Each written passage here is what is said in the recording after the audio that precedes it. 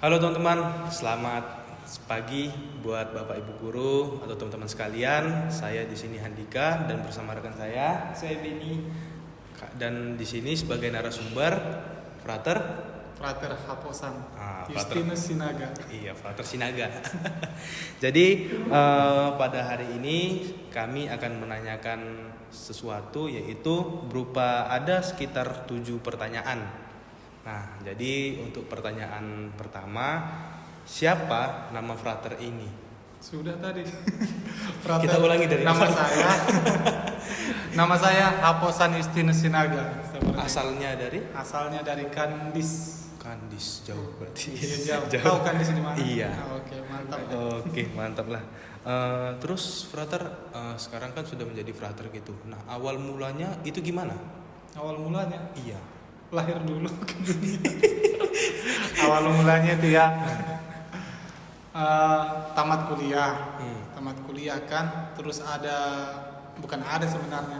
Ketika itu ulang tahun paroki, namanya pertama kali paroki berdiri, pertama kali pastor di sana juga. Lalu saya tamat kuliah disuruh pulang. Ketika pulang itu mengikuti ekaristi, padahal ramai itu ekaristinya.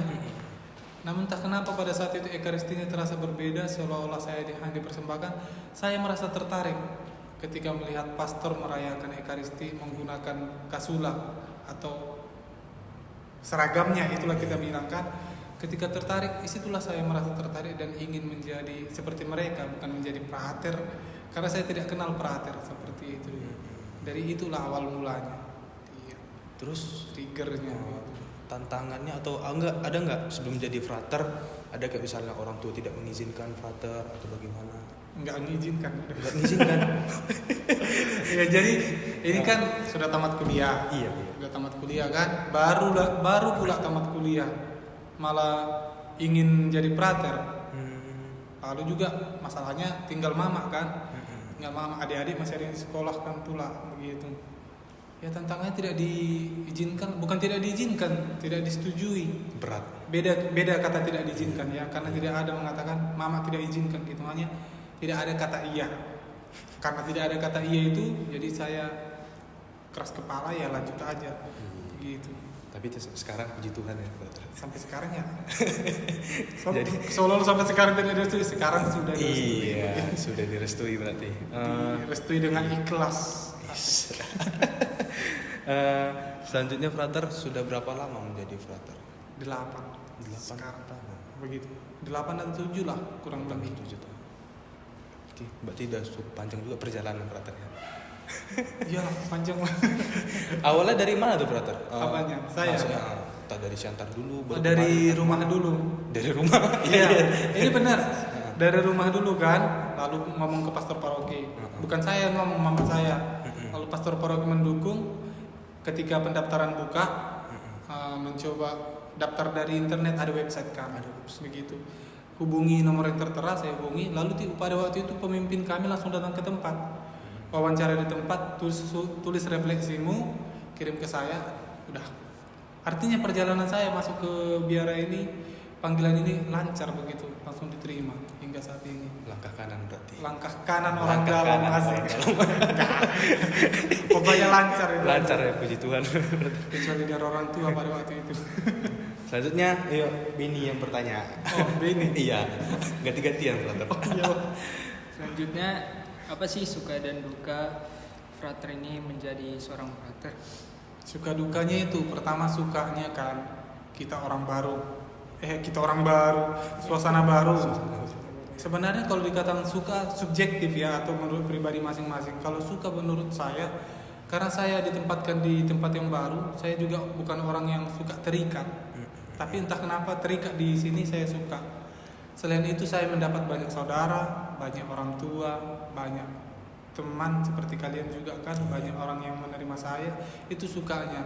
Dukanya walaupun rame, kadang merasa sepi juga begitu. Karena jauh dari keluarga mungkin. Kak juga sebenarnya jauh dari keluarga, kalian nanti jauh akan merasakan biasa. Iya. Begitu kan. Pokoknya ada rasa sepi yang tidak bisa dijelaskan begitu, dan itu menjadi tantangan. Kadang-kadang terlalu sepi dan menjadi kering. Nah, begitu kan. Lalu kadang-kadang ada keinginan nggak bisa kita wujudkan. Ingin ini nggak bisa, ingin itu nggak bisa, uangnya juga nggak ada. Uang frater itu nggak ada begitu. Karena kesederhanaan. Karena kaum kemiskinan juga, Iya. kaum ketaatan kemurnian begitu, harus taat. Itu bisa dikatakan duka, tetapi juga suka. Tetapi duka yang paling apa itu tidak bisa setiap hari ketemu orang tua ketika sangat-sangat rindu. Nah pada saat itu tidak, ketika orang tua kita sakit tidak bisa kita menyentuhnya begitu. Ya itulah dukanya. Itulah dukanya, ya. Jauh dari keluarga frater. Ya. Jauh dari keluarga, jauh dari adik-adik ketika mereka sakit, ya kita nggak bisa apa-apa selain bertelepon. Kalau ini kan bisa langsung datang. Dekat ya. Itu aja sih. Itu aja. Frater. Hanya itu duka. Selanjutnya Oke, Bini. selanjutnya rutinitas apa yang seorang frater itu lakukan dalam sehari-harinya?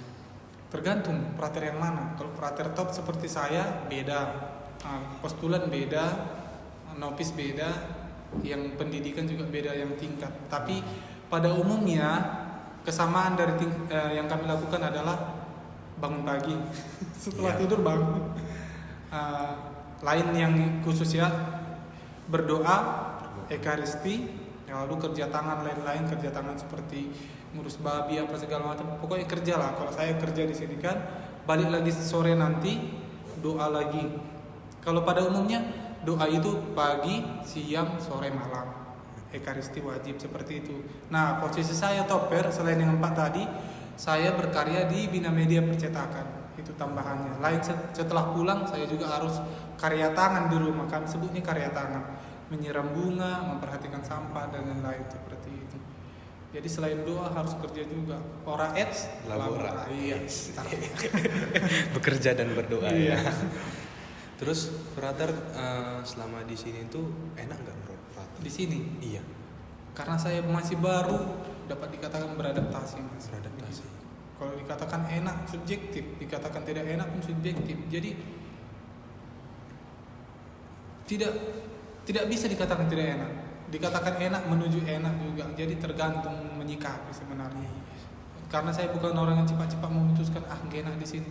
Nikmati aja dulu begitu sampai kapan.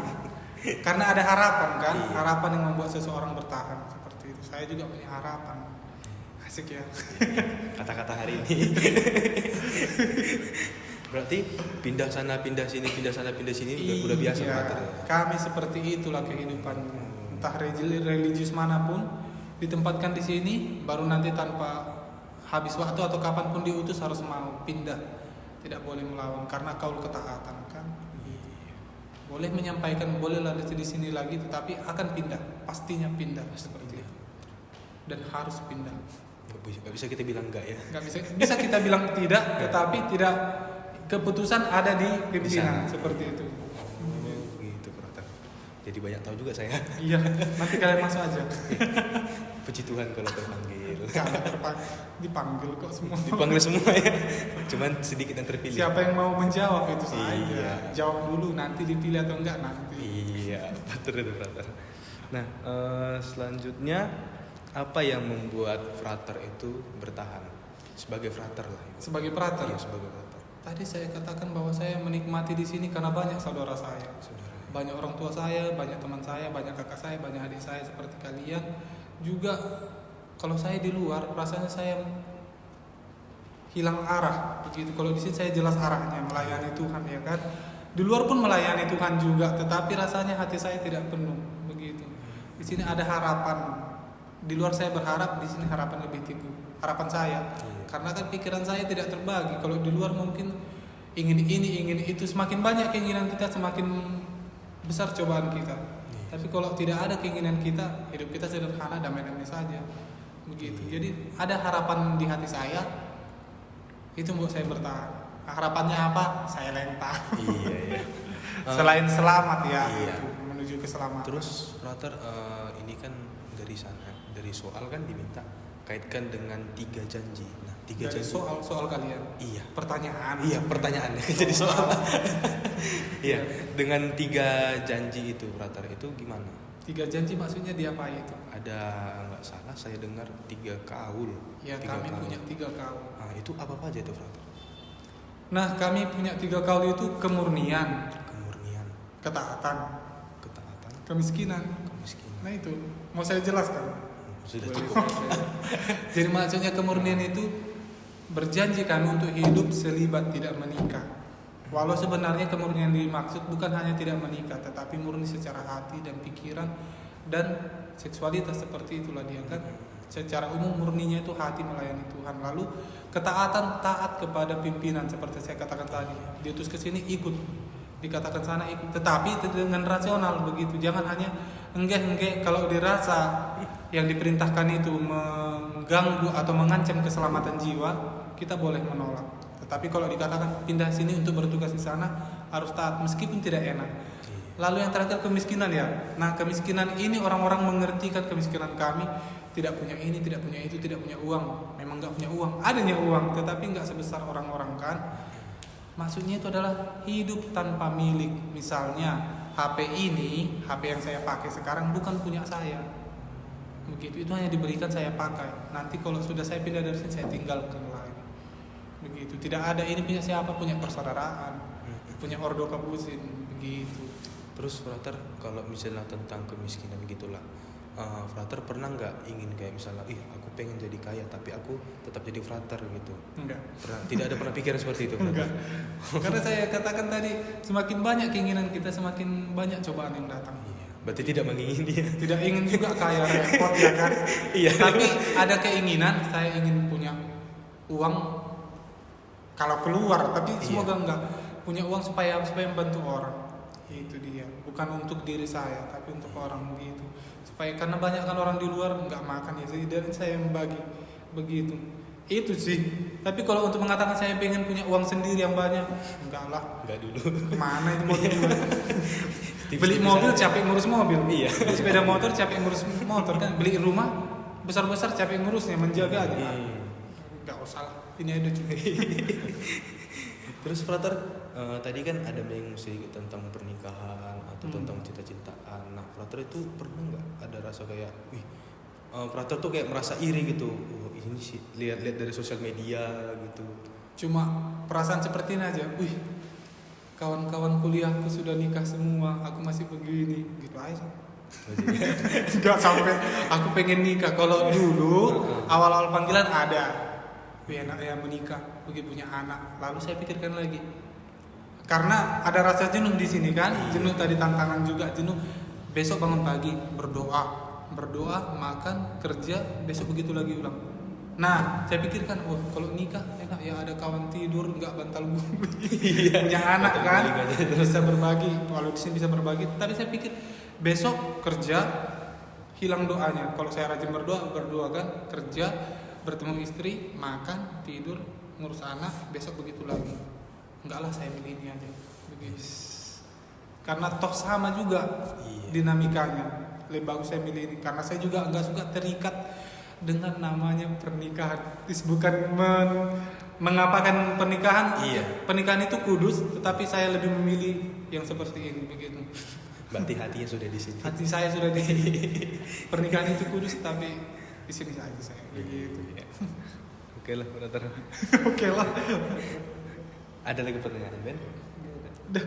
Cukup.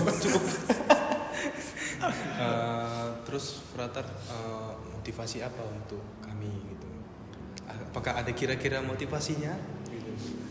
Motivasinya kan Iya. untuk menjadi hidup. Karena perjalanan kalian masih panjang. Frater tidak tahu apa cita-cita kalian. Tapi yang bisa Frater katakan, untuk sekarang lakukan yang terbaik untuk membuatmu bahagia. Hargai dirimu, cintai dirimu, cintai pengorbanan yang kau lakukan selagi itu positif. Hindari hal-hal negatif yang merugikanmu. Selalu berbuat baik kepada orang lain karena itu akan menguntungkanmu di masa depan. Harus punya cita-cita, kejar terus meskipun susah. Lalu selalu mengandalkan Tuhan yang terutama. Dia yang paling pertama. Bahkan ketika bangun pagi pun dia harus yang paling pertama. Makanya dikatakan, carilah dahulu kerajaan Allah, maka semuanya akan ditambahkan kepadamu. Seperti itu. Itu paling penting. Kelas ya kata-katanya. Iya. Ada lagi Beni? Nggak ada lagi. Oke. Gak ya, cuma kan. Singkat, padat dan jelas. Agak panjang sih. Agak panjang dikit. Dikit aja. Iya. Oke, mungkin teman-teman atau bapak ibu guru sekian yang dapat kami tanyakan atau yang kami apa ya? Wawancara ya. Ya, Narasumber kayak informasi. wawancara. Itulah. Nah, seperti itu ya bapak ibu guru. Jadi mungkin sampai sini aja. Sekian yang dapat kami tampilkan untuk wawancara kali ini. Semoga di lain waktu nanti kami dapat bertemu dengan frater lagi. Semoga. Selain dari wawancara ini. Iya. Prestasi. Desasi. Ditunggu ya frater. Amin. Ke Rafael. Datang yang nanti. Datang nanti. Nanti kapan? Nantilah. Nanti ada waktunya. Ada waktunya. Oke. Oke. Ada lagi frater? Nggak ada. Nggak Kalian ada. nggak? Sudah cukup. Sudah cukup. Oke lah. Oke, sekian untuk kali ini. Shalom dan terima kasih. Terima kasih Terima Pak kasih Cebene. Pak Cebene.